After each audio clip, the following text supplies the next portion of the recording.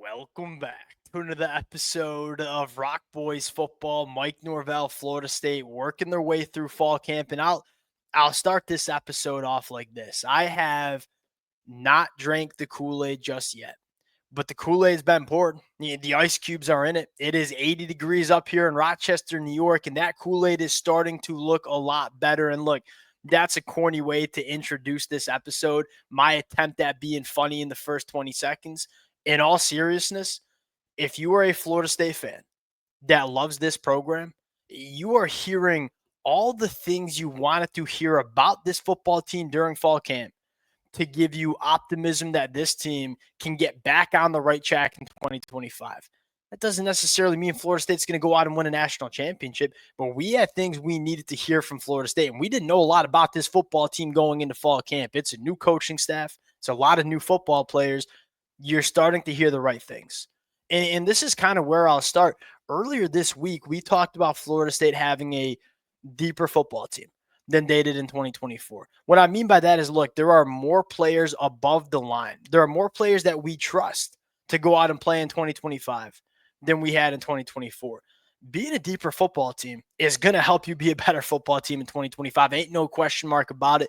But if Florida State wants to do what I think a lot of Florida State fans want them to do in 2025, you have to have your difference makers step up as well. It's not enough to just be a deep football team. You have to figure out who your Keon Coleman's going to be, or who your Jared Verse is going to be, who your Trey Benson's going to be. If you want to go out and beat a team like Alabama, you got to have those high-end difference makers to go along with the depth on your roster. That is what we're starting to hear for Florida State, especially on the offensive side of the football. That's where I want to start. We're going to get into some other players that are starting to emerge as well. Before we get into it, as always, to the Florida State fans, appreciate you guys. And many of y'all been rocking with the boys for a very long time, through the highs and through the lows. And we appreciate you guys. Been a blast talking this football team. Going to be a blast talking about this football team. Appreciate you guys. If y'all do enjoy the content, consider subscribing to the channel. Without further ado, let's start with something that I don't think is all that surprising, but we still needed to hear it coming out of fall camp, and that is there is separation in the running back room. Going back to how we started, this running back room, it's deep. A lot of guys that we think can play, but we were kind of looking for, hey, who's going to separate? Who are going to be the difference makers in this running back room? And we had two guys to monitor. Usman Chroma, coming out of high school as a true freshman, and Gavin Sawchuk coming from Oklahoma. Two guys that weren't on this roster in spring practice. Two guys that we think are comfortably the most talented running backs in this room. Let's start with Usman Chroma. And this is a guy that if you're a Florida State fan and you follow this program, you just turn on 2 minutes of his high school cut up and you know he has the ability to be special early for Florida State. This dude's been on campus for like a month and a half, summer workouts and in the fall on campus for spring practice. He's already running with the ones. Like that tells you how impressive this kid has been early in his time at Florida State. And I don't think that's all that much of a surprise. Again, we all know how gifted this individual is and how ready he was to play college football. Gavin Sawchuk was a little bit more of the unknown because you go back to 2024 and say it was bad. And Gavin Sawchuk was dealing with some injuries. The Oklahoma offense was just as bad as Florida State's was last year in terms of scheme and what they had up front. Go back to Gavin in 2023, and this is kind of what I preached when Gavin Sawchuk committed to Florida State after spring practice. This kid was really good in 2023. Now, the last 5 games of his season in 2023 at Oklahoma, 5 straight 100-yard performances from him during his time at Oklahoma. We have seen it with our own 2 eyes at the Power 4 level, this kid having the ability to be a difference maker at the running back position. It sounds like that's the version of Gavin Sawchuk that we're seeing to start fall camp for Florida State. We knew this was a deep room, but we didn't know who our difference makers were. We had an idea, but we needed to hear it. We're starting to hear. Why is this so important? Because I've been pretty vocal that, look, if this offensive line stays healthy up front, I think you got the pieces up front on the offensive line to have a good run game. You brought in Tommy Castellanos. Look, we know he's not an elite thrower of the football. You brought him in for one reason, and that is to help this offense run the football at a higher level. And then you have Gus Malzahn. Look, we all know Gus Malzahn can dial it up and scheme it up in the run game. All the pieces are in place to have a good run game. We just needed these running backs to step up. And that sounds like what we're hearing. If Florida State does not run the football well, Florida State's not winning a lot of football games, because then you're kind of relying on Tommy Castellanos to be a quarterback he ain't. But if you can run the football well, take some pressure off the Florida State defense, take some pressure off Tommy Castellanos as a thrower of the football, man, that's the recipe for Florida State being a very difficult team to deal with in the 2025 year. I guess one of the things that I really appreciate is, and we talked about this throughout the offseason, Florida State built this roster, and it wasn't super flashy in terms of what they did in the portal, but they built this roster to match what their coaching staff wanted to do and the identity they wanted to have as a football team. I don't know if you could say that in 2024. Go look at that Florida State team in 2024 and say, all right, we like what the team looks like on paper.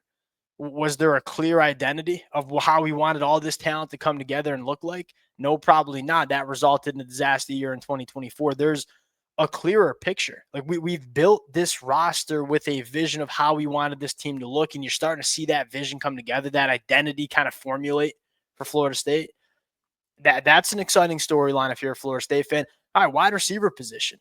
Deuce Robinson, squirrel away. They sound to be the guys Florida State thought they were getting in the portal. That's step number one. We kind of thought that was going to happen. Who was going to be that third, fourth pass catcher? I mean, I know we've beaten this to death, but Javon Boggs, this dude is just a pro's pro. I mean, you talk to any player in that building, any coach in the building, any insider that's reported on this football team, Javon Boggs is going to play for Florida State and probably going to start for Florida State.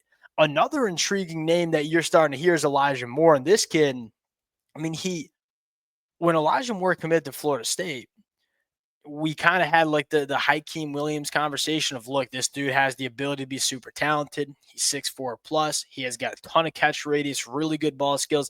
Will it all come together? And I don't mean to put that Hakeem Williams comp on him in a bad way, because there's a lot of different realities where Hakeem Williams figured it out at Florida State and emerged as a difference maker. It just didn't happen. Well, we're hearing all the right things about Elijah Moore.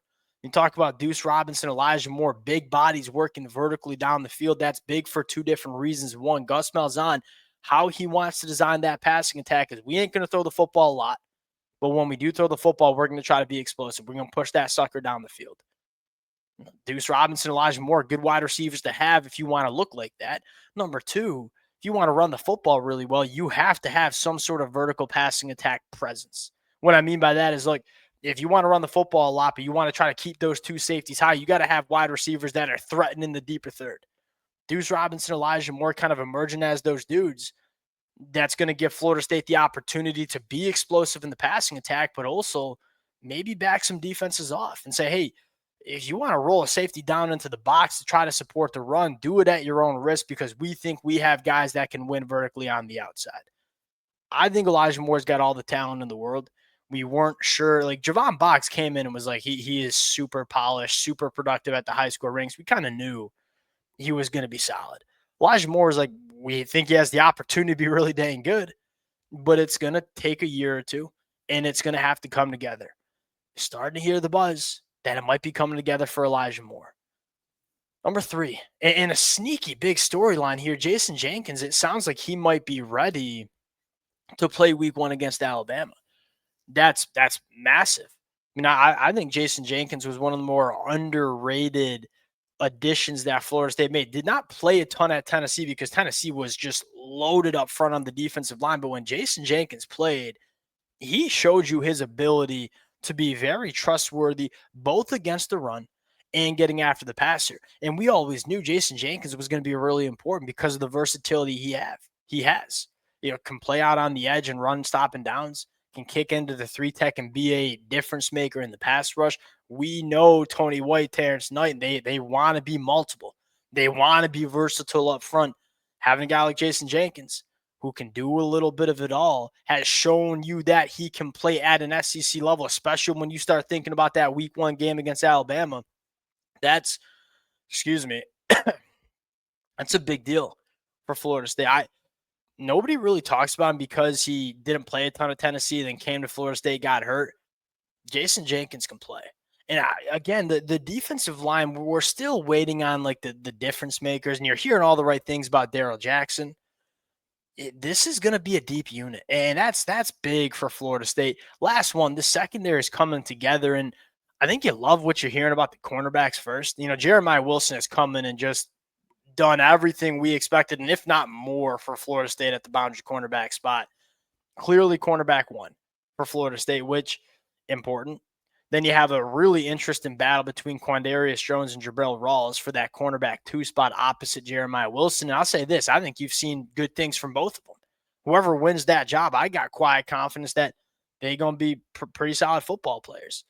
Earl Little, the narrative around Earl Little is we've maybe unlocked him as a football player. And what I mean by that is Earl Little was thought to be a cornerback coming out of high school, kind of transitioned to the safety position, obviously bounced from Alabama to Florida State. Really, really good athlete that we're trying to figure out where he can be the best football player at. The minute Tony White was announced that he was heading to Florida State, we looked at Earl Little and said that this kid is born to play that rover position that Tony White not only loves, but is really important to the Tony White defense. Well, like that hybrid, good athlete who can fit the run, but also hold up in man coverage. It's a tricky spot to find. It's hard to find guys that can hold up in man coverage, but also support the run. Earl Little is one of those dudes. It's a perfect fit. And that's one of the other storylines about this Florida State team in general is you do feel like a lot of these players that were added in the portal and some of these players that are on this roster, they were good football players that and maybe good football players that were asked to do things that didn't put them in the best spots to be successful in 2024. That's a sign of a bad coaching staff. Well, when you have a new coaching staff coming in with the frame set of, hey, we're going to find the best positions to play these football players, sometimes you can see a player go from not very good to real difference maker really dang quick when you put them in the right spots to be successful, when you put them in spots where their athletic profile matches up what you're asking them to do. Earl Little's probably the best example on this roster. Feels like we finally got him in a role in this defense to unlock this kid as a football player. Again, this is fall camp, and it's meant to be positive. It's meant to be optimistic, but there are some things to be optimistic about when you talk Florida State ball.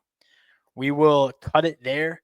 Appreciate you guys rocking with it. Still plenty of question marks on this Florida State roster, but still plenty of things to be excited about as well. Appreciate you guys rocking with it. If y'all do enjoy the content, consider subscribing to the channel, and we'll talk to you guys later.